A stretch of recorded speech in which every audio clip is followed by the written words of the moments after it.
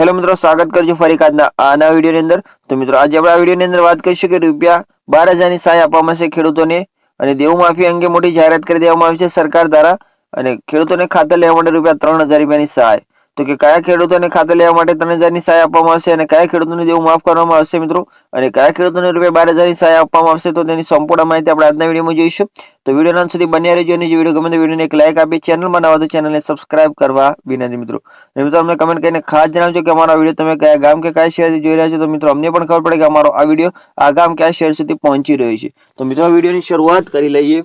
તો કે મિત્રો કેસીસી લોન માફી ઓનલાઈન નોંધણી ખેડૂતો માટે રૂપિયા 1 લાખ સુધીની લોન માફ, કિસાન ક્રેડિટ કાર્ડ કેસીસી લોન માફી ઓનલાઈન રજીસ્ટ્રેશન। તો કે મિત્રો ભાજપ સરકાર દેશના ખેડૂતોને તેમની લોન માફ કરવા વચન આપે છે અને આ યોજનાને ફરજ માફી યોજના 2025 હતા કેસીસી લોન માફી તરીકે ઓળખવામાં આવે છે। અને કૃષિ અને ખેડૂત કલ્યાણ મંત્રાલય કિસાન ક્રેડિટ કાર્ડ ધરાવતા ખેડૂતો માટે કેસીસી લોન માફી ઓનલાઈન નોંધણી ખોલે છે મિત્રો। એટલે કે મિત્રો ભાજપ સરકાર દેશના ખેડૂતો માટે મિત્રો તેમની લોન માફ કરવાનું વચન આપી રહી છે મિત્રો।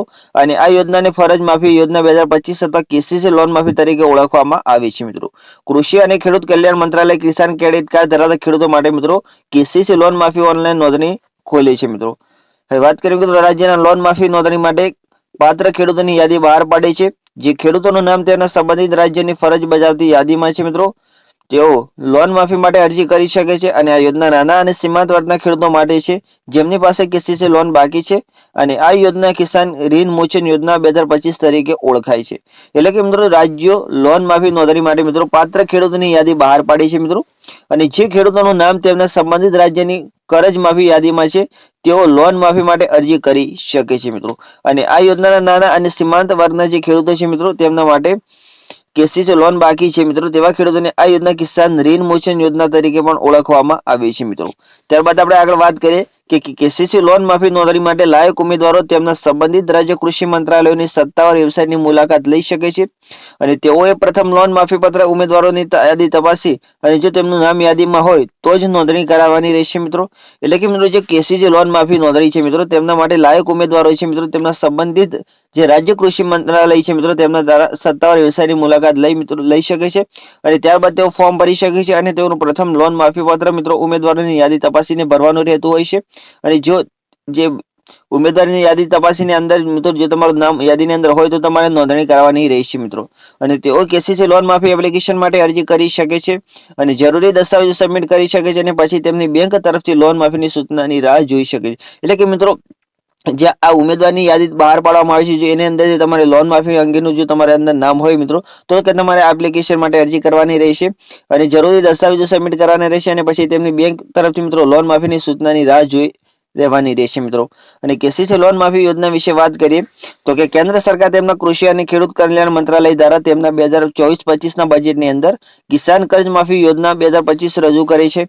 અને હવે લોકસભાની ચૂંટણી પૂર્ણ થયા બાદ મિત્રો અને સરકારનો નવો કાર્યકાળ શરૂ થઈ રહ્યો છે ત્યારે મંત્રાલય રાજ્યના મંત્રાલયો દ્વારા આ કિસાન કર્જ માફી યોજનાનો અમલ કરવાનું શરૂ કરી રહ્યા છે।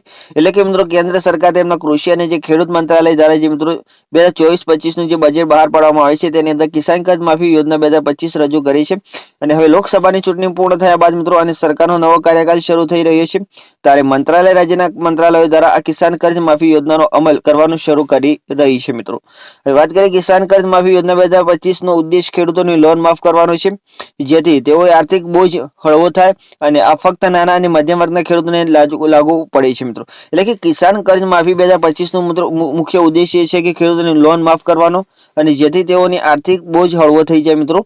અને આ ફક્ત નાના અને સીમાંત ખેડૂતો છે મિત્રો તેમને જ આ લાગુ પડી શકે છે જેઓ લગભગ 2 એકર જમીન ધરાવે છે। એટલે કે મિત્રો જે 2 એકર જમીન ધરાવે છે તેવા ખેડૂતો માટે આ લોન માફ કર્જનો એક ઉદ્દેશ છે મિત્રો।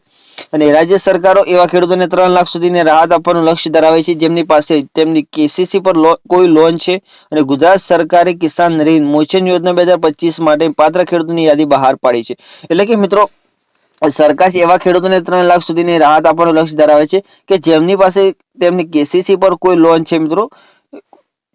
અને ગુજરાત સરકાર કિસાન ઋણ મોચન યોજના 2025 માટે પાત્ર ખેડૂતોની યાદી બહાર પાડે છે મિત્રો।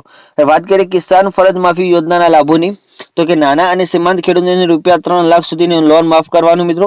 અને ખેડૂતોને આર્થિક બોજ ઘટાડવો અને કિસાન ક્રેડિટ કાર્ડ નવી નોંધણી વીમો અને લોન ખેડૂતો માટે ઉપલબ્ધ છે। અને ખેડૂતોને તેમના દેવાની જાળમાંથી બહાર આપવામાં મદદ કરી છે. એટલે કે તેમની ફરજો શું છે મિત્રો તેની વાત કરીએ. જે નાના અને જે સીમાંત ખેડૂત છે તેમને 3 લાખ સુધીની લોન માફ કરી છે મિત્રો. અને ખેડૂતની જે આર્થિક બોજ ઘટાડવાનું મિત્રો કિસાન ક્રેડિટ કાર્ડ છે અને નવી નોંધણી છે, વીમો અને લોન છે મિત્રો ખેડૂતો માટે ઉપલબ્ધ કરે છે અને ખેડૂતોને તેમના દેવાની જાળમાંથી બહાર કાઢવા માટે મદદરૂપ થાય છે મિત્રો આ કિસાન ફરજ માફી યોજના.